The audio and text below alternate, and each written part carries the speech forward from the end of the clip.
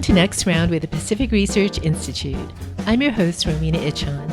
In this podcast, Tim and I, PRI's Director of Communications, and I chat with Brian Isom of the Center for Growth and Opportunity at Utah State University. Brian joins us to discuss his research on California wildfires. He discusses why the Paradise and Napa Valley fires were so destructive, why devastating wildfires are becoming much more common in the West, the political battle over health forest management, and his advice for California policymakers to minimize the potential that such deadly fires will hit these communities again. Thanks for joining us.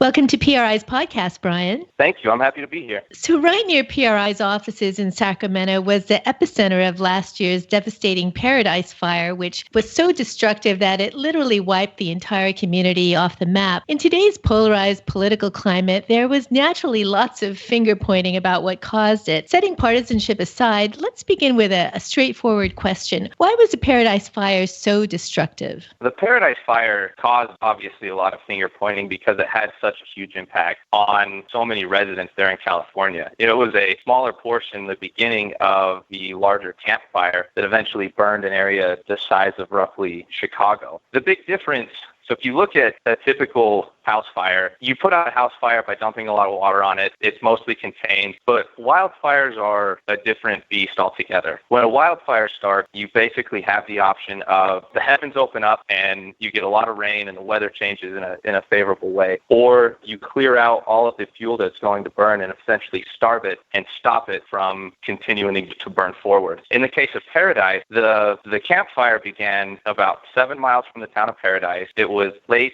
in the fire season, conditions were dry, winds were blowing hard. So it was only a matter of hours before the town was in flames. And at that point, you have really two options. Either you let the town burn or you run bulldozers down Main Street and try and clear a path that the fire can't get past, neither of which are really doable options at that point. So you ended up with this situation where once the homes and the churches and the businesses started to burn, there really wasn't a lot that firefighters could do to stop that burn.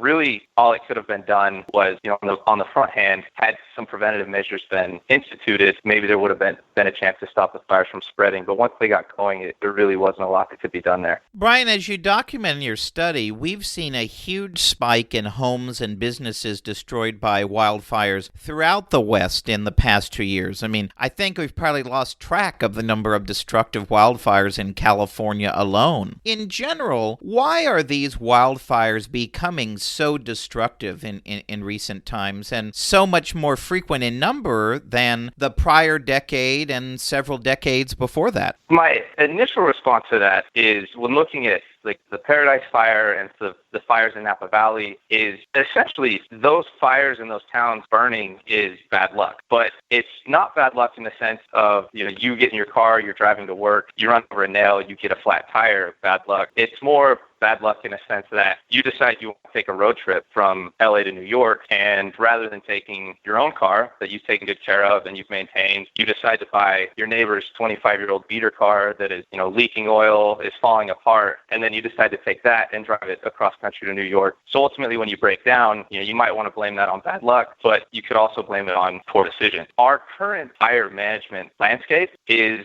that old beat-up, leaky car. We are trying to manage fire problems. We're trying to fight these massive wildfires with policies that have put us in this bad situation in the first place. We've had years and years, decades of fire suppression that have removed fire from landscapes, have led to a buildup of dense fuels, of dead trees, so that now when we get wildfires, they're burning much hotter, they're burning much larger. Combine that with the fact that development is growing so quickly in the West, we're seeing a lot more communities and homes that are pushing up against these forested areas, and we're stuck in a really bad situation, and we're stuck with forests that are really the catalyst for these large fires getting out of hand and leading to the destruction that we're seeing. That sort of leads us to healthy forest management, which has become increasingly controversial in recent years as both the left and the right battle about sweeping policy changes to chart the future of rural and forest-laden communities. Let's start with the history of forest management. You have a stark photo contrast in part one of your study where you show how Yosemite Valley looked in 1899 versus 2011. And surprisingly, there are a lot fewer trees in 1899. Share a little bit about the history of forest management practices and what is a legacy of a century of well-meaning but misguided forest practices. Absolutely.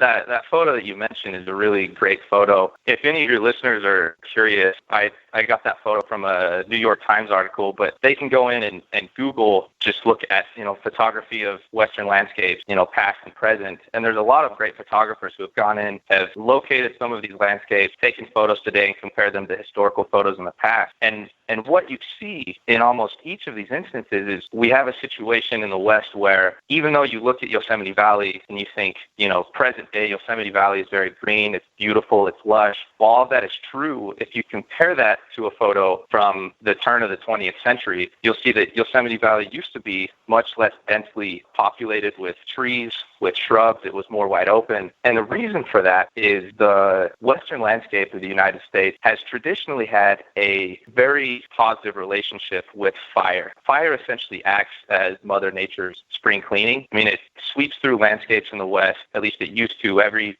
so many years. Western forests were adapted to fire so that as fire moved through, it burned up dead and dying growth. It cleansed forests of decaying trees, diseased trees, bug infestations, and really improved and opened up the overall health of these western forest lands. Now, as individuals from the U.S. started to move out west, started to recognize not only the value of the timber resources out in the West, we also started to recognize the scenic beauty and the value of places like Yellowstone and Yosemite. And we didn't get along so well, our own personal interests with those of wildfires. So what the Forest Service did is eventually they moved to take fire out of the landscape. They developed what was called a 10 a.m. policy. This policy was meant to basically incentivize forest firefighters to get in and put out a fire with 5:10 a.m. the day after it was discovered. So suddenly we had this very heavy-handed approach, this strong incentive to suppress and remove fire from the landscape that lasted for decades. It wasn't until the 1970s that ecologists started to recognize, hey, maybe there is some value to allowing fires to burn. They started to let fires burn more, but this was again in more remote areas, places like the Alaskan backcountry or up high in the Sierra Nevadas. And so we were left with still this continual growth and buildup of brush in and around areas that were populated, that were developed, because letting a fire burn out of control close to a city or a town is obviously a much bigger risk and is something that the Forest Service doesn't want to deal with. So we've set ourselves on this path of taking what once was a cleansing, healthy part of Western ecosystems and removed it so that now that we get these fires, small fires that burn under the crowns of trees every now and then are beneficial, but these large, devastating fires are what are leading to so much of the destruction that we're seeing nowadays. Naturally, the first question that pops into our minds when discussing wildfires is overdevelopment. And many have argued that we're just allowing too much building in wildfire and forest areas and areas where there probably shouldn't be any development at all. What's your view? And short of forcing people to abandon their homes or see them burn to the ground to the next wildfire, how can we make those who live in these areas as safe as possible? So I'll admit I would be a hypocrite if I were to say we should take people out of these forested areas and move them into concrete and steel cities where they were safe from potential wildfires. Because I live in the mountains of northern Utah. I mean, right now I'm staring out at the Bear River mountain range. I like to get out in the mountains as much as possible. So for someone like me, living this close to the mountains, living this close to a potential fire escape is of great value. And it's something that I appreciate. It's something that I look for anywhere I choose to live. So what we need to do is we need to look at the incentives that we create for people who are living potential fire escapes, and we need to focus on the ways that we are developing the growth that's happening as people are moving out west. It's really pretty amazing in the western United States, especially in small and middle-sized communities of 50,000 or less people. The West is the fastest growing region of the United States. With communities of 50,000 or more people, the West is second only to the South in the growth that is occurring. occurring. And when you look into those numbers, what you realize is much of that growth in the West is occurring in a space known as the wildland-urban interface, or you'll often hear people refer to it as the WUI. But this wildland-urban interface is any area or region where you have development that is pushing up against forested land. So obviously, there's a lot of potential for growth. There's a lot of people who are starting to recognize and find value in maybe it's the scenic beauty or the recreation opportunities in the West. But we've got to look at it as people are moving out and as we are continuing to develop these regions, what kind of incentives are we giving people? Are we helping them as they build to be more conscious of the types of communities they're building, whether or not they're fire safe, and are implementing policies that are making it possible for forest managers and firefighters to go in and preemptively prepare for some of these potential wildfires, preemptively build protections for some of these communities so that their backs aren't up against the wall when a fire starts on a windy day, at the beginning of November, and they don't have time to respond to it. Another hot topic following the Paradise fire is the issue of liability. There have been huge legal and legislative fights over PG&E's role in triggering the Paradise fire and the destructive Napa Valley fires the prior year. Also, there's the ongoing issue of residents being able to get insurance and whether those who take the risk of living in more wildfire-prone areas should assume more financial risk. You explore some of these issues in your research. What are your thoughts? To get straight to the point, I do think there should be a higher level of risk being internalized by people who choose to live in some of these higher risk wildfire areas. There is actually a lot of research that has been presented showing that people who are living in some of these higher risk areas actually benefit a great deal from federal firefighting effort. If you look at a beautiful mountainside and you say, hey, that's some gorgeous views. I'd really love to put a house up there. Maybe I'd like some neighbors too. I'd like to develop an entire community. There's a lot of incentive as either a developer or as a community leader who can benefit from increased development, increased property taxes to say, you know what, we should develop that area. Let's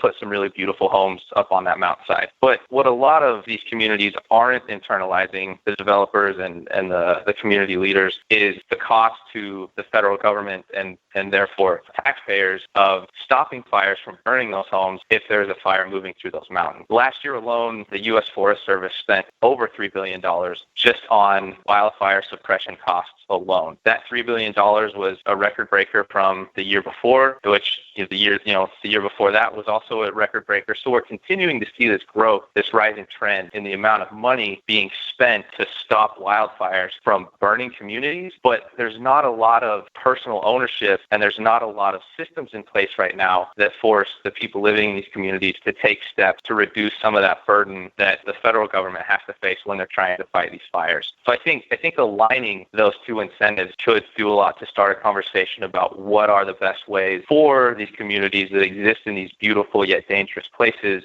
to take on some of that risk themselves and maybe take some proactive steps to preventing fires from happening. Now, some in Sacramento naturally are exploiting the aftermath of California's recent destructive wildfires to try and enact a heavy-handed approach to building codes. And it kind of smacks of elected officials and bureaucrats really trying to dictate to Californians where they can live, what kind of house they can build, and what materials they can use to build it. So this is more a philosophical question, but how do we strike a balance between minimizing our fire risk and protecting the safety of Californians, yet preserving the freedom of Californians to live in, these areas of California and the West that have higher fire risks? Of course, and that's a really great question, but also a really difficult question to answer. I'll give you my take. Obviously, everybody's got their own opinions about this because it's a tough balance to find, and that's why we're still struggling to find some of these solutions. But honestly, I think one of the biggest things that needs to be focused on is,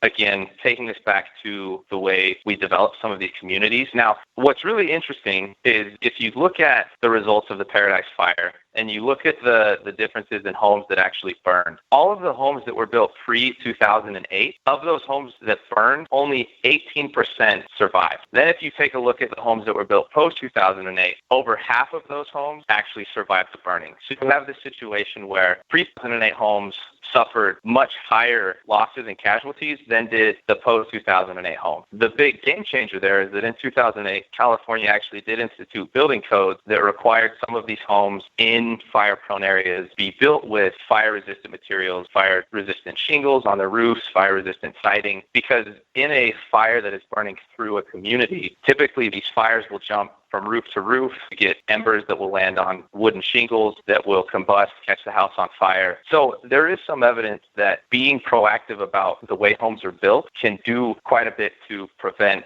the catastrophic destruction that we saw in Paradise. Now, whether or not the government coming in and implementing building code is the right way to do that, I don't know. I think there are other ways they could look at incentivizing some of that better behavior, be it through providing, property tax breaks for homes that decide to implement fire-resistant building materials, or taking some opportunities to incentivize and reward communities or homeowners who are creating defensible spaces, so removing trees and brush near their homes, taking more of a proactive reward style approach, giving people benefits if they're choosing to be proactive about building defensible spaces and building homes that are fire resistant. I think also one thing that we're starting to see, I know in California, I think also too in parts of Colorado, is insurance companies are starting to balance this market for risk. I think insurance companies can act somewhat as a private style of regulation, wherein they can come in and they can say, hey, some of these areas just are too dangerous to build in. Some of these areas, we aren't able to insure you because there's too much risk, or maybe we'll insure you if you decide, like the government rewards, if you take some steps to make your home fire safe, we'll give you some reductions on your insurance premiums. I think just providing some incentives to help people realize there is a need to be proactive and protect your home. There are very easy, understandable ways to do so, and here are some benefits or some rewards that we can give you if you do that. I think just bringing that awareness to people and giving them a reason to be fire smart would go a long way to helping them create some of these more fire-resistant communities. So these days, Paradise and other California communities ravaged by wildfires are now focusing on rebuilding. But there's a big debate in Sacramento about policy changes to minimize the potential that such a devastating wildfire could hit these communities again. Based on your research, what advice would you give a state or a local policymaker in charting a post-Paradise future? I would encourage state and local policymakers to keep in mind Benjamin Franklin's famous quip. He says that an ounce of preparation is worth a pound of cure. The idea there being that if state and local policymakers take steps to incentivize or to reduce the cost of preventative measures, if they start looking at communities and think about building out defensible spaces rather than waiting for fires to start, seeking to put them out after they've started and throwing tons of money at these wildfires as they're spreading, but instead they take efforts to be preventative and to get out ahead of the fires. I think that is where they can have the biggest impact, redesigning communities or developing new communities that have defensible spaces. Those are the things that are going to help us start to thaw our way back and turn around some of these bad policies that we are now having to deal with the repercussions of. It's going to be kind of backtracking, clearing out underbrush, doing preventative burnings, mechanical thinning, some of these methods that currently are